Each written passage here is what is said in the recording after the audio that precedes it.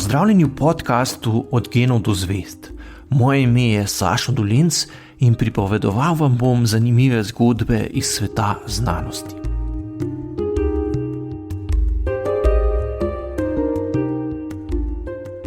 Med pogoje za normalno delovanje sodobne demokratične države sodi tudi znanstvena pismenost njenih državljank in državljanov. Zadnja leta smo veliko pozornosti namenili škodljivemu vplivu lažnih novic ter pomenu medijske in digitalne pismenosti. Vendar je v času epidemije postalo jasno, da je zelo pomembno tudi, da ključne odločitve, ki so pomembne za skupnost, sprejemajo ljudje, ki so znanstveno pismeni.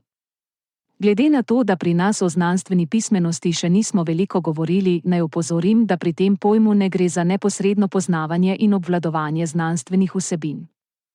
Gre predvsem za razumevanje tega, kaj sploh je znanost, kako deluje in zakaj je pomembna za delovanje družbe in države. Za osebo z visoko stopnjo znanstvene pismenosti tako med drugim velja, da zna v večini situacij presoditi, ali je neka informacija, tudi če prihaja iz na videz verodostojnega vira, dejansko del znanstvenega konsenza oziroma zaupanja vrednega korpusa znanstvene vednosti. Po dolgoletnem šolanju in napornem usposabljanju lahko posameznik postane strokovnjak bolj ali manj le za neko ozko področje znanosti. A po drugi strani lahko prav vsakdo z ne prav veliko truda postane razmeroma dobro znanstveno pismen. Pri znanstveni pismenosti namreč ne gre za to, koliko znanstvenih teorij dejansko poznamo, podobno kot pri klasični pismenosti ne gre za to, koliko knjig smo že prebrali. Bolj kot za poznavanje informacij gre za obvladovanje veščin in posedovanje ustreznih vrednot, ki usmerjajo naše razmišljanje in odločanje. Za zdravo delovanje moderne družbe in države je še posebno pomembno, da so znanstveno pismeni tisti, katerih odločitve in dejanja imajo velik vpliv na skupnost. Poleg strokovnjakov, učiteljev, politikov, uradnikov in javno izpostavljenih osebnosti so to gotovo tudi novinarji, ki skrbijo za raven in okvir javne razprave.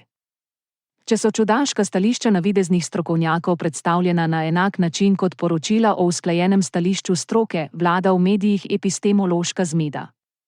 To je dokaj jasen pokazatelj nizkega nivoja znanstvene pismenosti.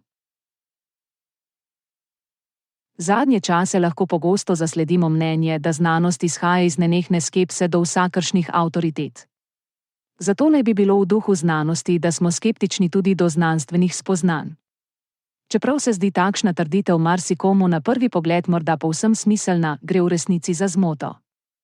Znanstveniki so dejansko skeptični in najprej podvomijo o vseh novih spoznanjih svojih kolegov in kolegic, vendar po temeljitem postopku preverjanja njihove trditve postopno pridobivajo težo in zaupanje. Cilj dobro delujoče znanosti zato nikakor ni splošen dvom in skepsa, ampak nasprotno, trdno znanje, ki mu lahko brez težav povsem zaupamo. Začetki moderne znanosti segajo v čas, ko so si učenjaki začeli sistematično izmenjevati javna pisma, v katerih so drug drugemu sporočali ideje in rezultate svojih raziskav. Prav iz odprtega izmenjevanja pisem, ki mu pravimo pisemska republika, se je pred nekaj stoletji razvila znanstvena skupnost.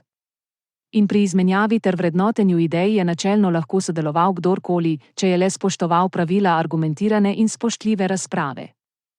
Dvom in skepsa imata v znanosti zelo jasno metodološko funkcijo, saj neki ideji lahko zaupamo šele, če je izpostavljena široki možnosti za relevantno kritiko.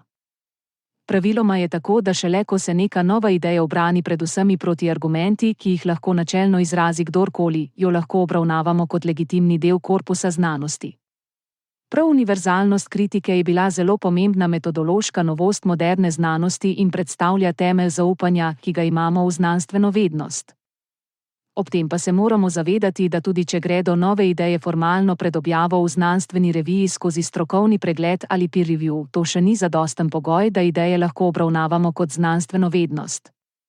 Strokovni pregled pred objavo je le eden od načinov, kako v praksi poskrbimo za vrednotenje novih idej, a ne smemo ga obravnavati kot edinega in zadostnega, da se neka trditev izkaže za legitimen del znanstvene vednosti.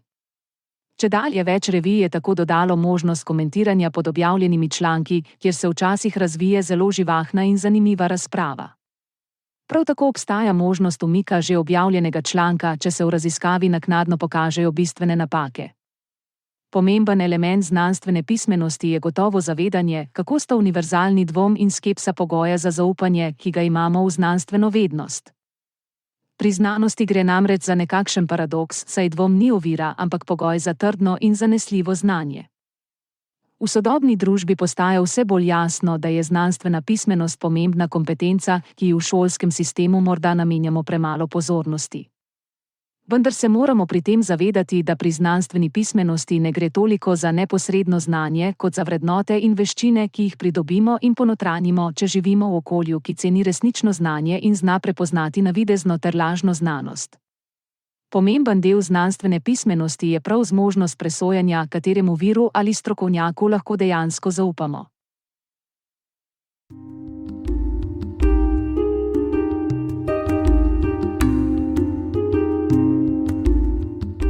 To je bil podcast Od genov do zvest.